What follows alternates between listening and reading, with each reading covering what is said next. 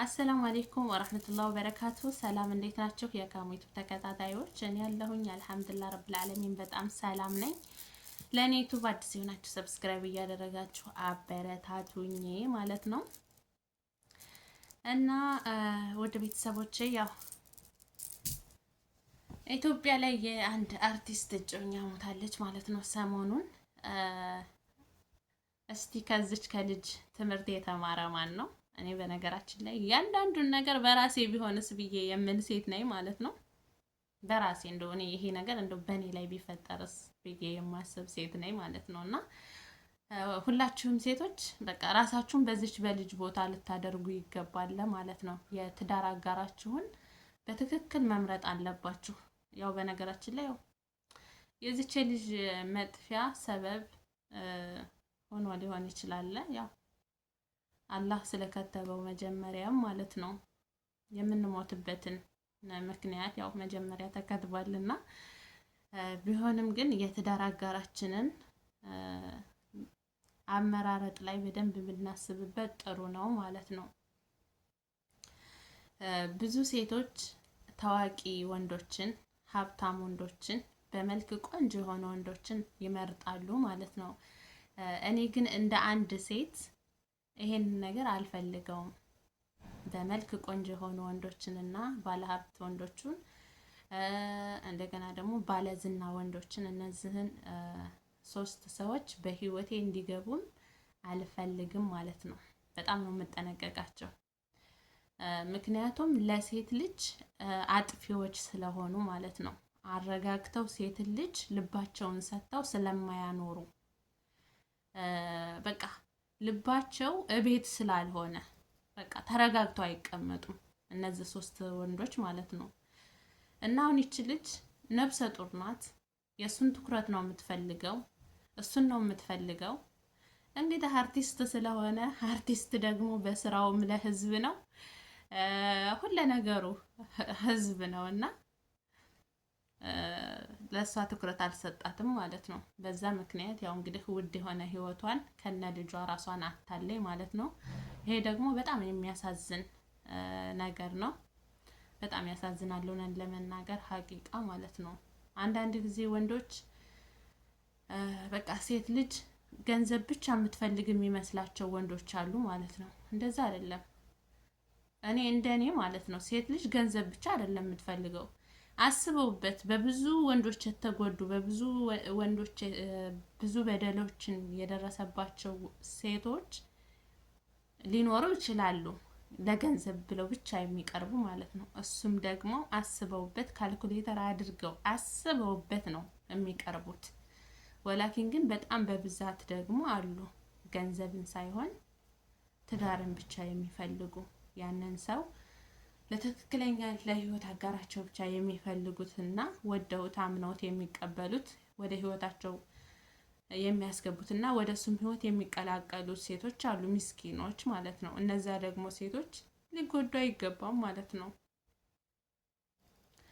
እና በጣም ታሳዝናለች እውነት ለመናገር በዚች በልጅ ህይወት ልንማር ይገባል ማለት ነው። ለትዳር የሚሆነንን ወንድ መምረጥ ግድ ይላል፣ ማሰብ ግድ ይላል። ዝና ስላለው ወይም ደግሞ ሀብት ስላለው ወይም ደግሞ ቆንጆ ስለሆነ ለትዳር ይሆናል ማለት አይደለም ማለት ነው። ዋናው ጥሩ ነገር በቃ ጨዋ መሆን አለበት። ወንድ ልጅ ጨዋ መሆን አለበት። ወንድ ልጅ ጨዋ ካልሆነ እኔ ወላሂ ብዬ ነው የምነግራችሁ ለሴት ልጅ መጥፊያ ነው እውነት ለመናገር። እኛ ሴቶች ደግሞ ምንም ነገር አንፈልግም፣ እንክብካቤ በጣም እንፈልጋለን። በቃ ሌላ ምንም ነገር አንፈልግም። ሴት ልጅ ብር ትወዳለች፣ ሴት ልጅ ብር ነው የምትፈልገው ይባላል። ይሄ ውሸት ነው እንደኔ ማለት ነው። እኔ እንደ ራሴ እኔ አሁን የምፈልገው ማለት ነው በደንብ በቃ ትሪት የሚያደርገኝን ወንድ ነው በህይወት የምፈልገው። እና የሆነ የገንዘብ ጉዳይ ምናምን እኔ አያሳስበኝም፣ ግን በቃ ትክክለኛ ልቡ ከኔ ጋር እንዲሆን ነው የምፈልገው። ኦኬ ማንኛውም ሰው ማንኛውም ሴት እንደዛ ነው ብዬ ነው የማስበው። ምክንያቱም ገንዘብ ምንም አይነት እንትን የለውም፣ ይመጣል ይሄዳል። ስለዚህ ሁለት ጥንዶች ግን ተሳስበው ተዛዝነው ሲኖሩ በጣም ደስ ይላል። ብዙ ነገሮችንም ያፈራሉ። ብዙ ነገሮችም ይታጣል በዱንያ ላይ ማለት ነው። እና በቃ ለሴት ልጅ የሚሆናት ወንድ ጨዋ የሆነ ወንድ ነው። ሴት ልጅ የሚያተረማምስ፣ ሴት ልጅ የሚቀያይር ወንድ ለሴት ልጅ አጥፊ ነው ማለት ነው። ይሄ እውነት ነው። በቃ ምንም ክህደት የለውም። እና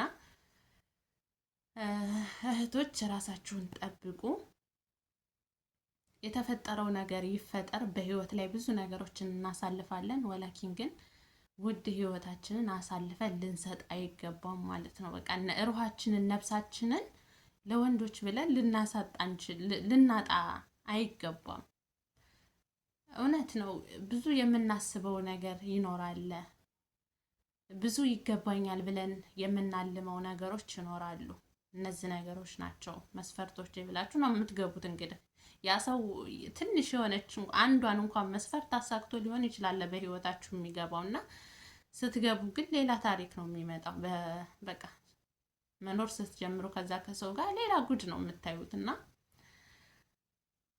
ያው እንግዲህ መሳሳት ያለ ነው። ተሳስቼ ነው ብላችሁ ከዛ ህይወት እግሬ አውጪ ብላችሁ መውጣት ነው እንጂ እዛው ሙጭጭ ብላችሁ ራሳችሁን እስከ ማጣት የሚያደርስ ደረጃ ላይ መድረስ ተገቢ አይደለም ማለት ነው።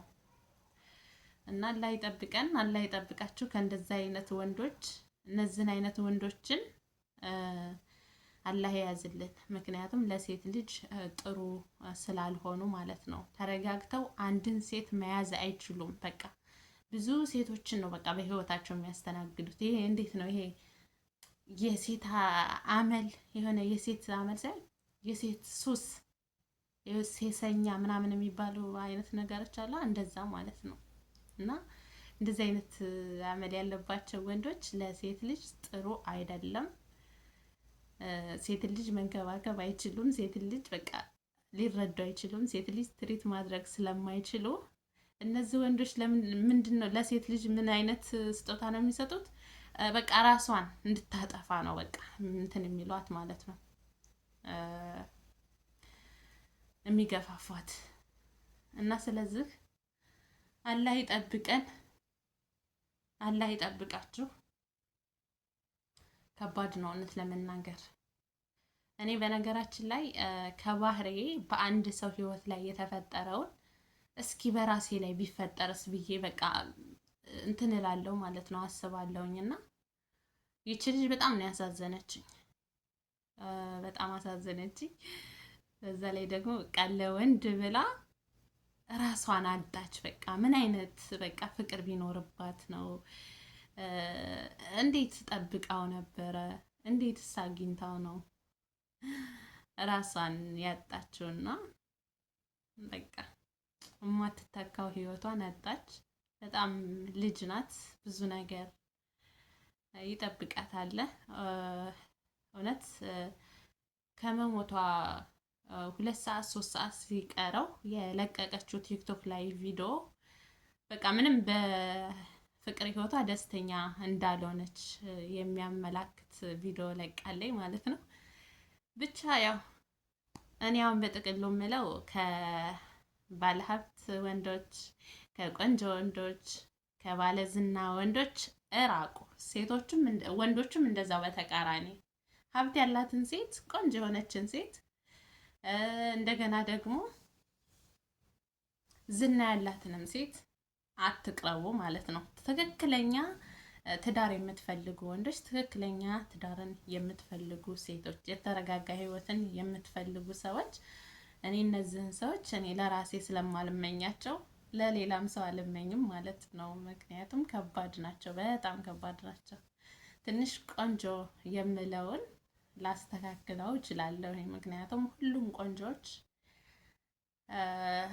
ራሳቸውን ካስከበሩ ምናልባት ግርግር ላይ ያበዙ ይችላሉ። ግን አንዳንድ ቆንጆዎች ደግሞ አሉ በቃ በቁንጅናቸው ብቻ እየተመኩ ብዙ ወንዶችን ብዙ ሴቶችን በህይወታቸው እያስገቡ ሳያስቡ ወደ ሱስ ውስጥ የሚገቡ። በነገራችን ላይ የወንድ ሱስ ያለባቸው ሰዎች ሊኖሩ ይችላሉ፣ የሴት ሱስ ሊኖርባቸው የሚችሉ ሰዎች አሉ ማለት ነው። የተለያየ የመጠጥ ሱስ እንዳለም ሁላ ማጨስ ሱስም እንዳለ ሁላ የሴት ሱስም አለ፣ የወንድ ሱስም አለ። ይሄ እውነት ነው፣ ሀቂቃ ማለት ነው።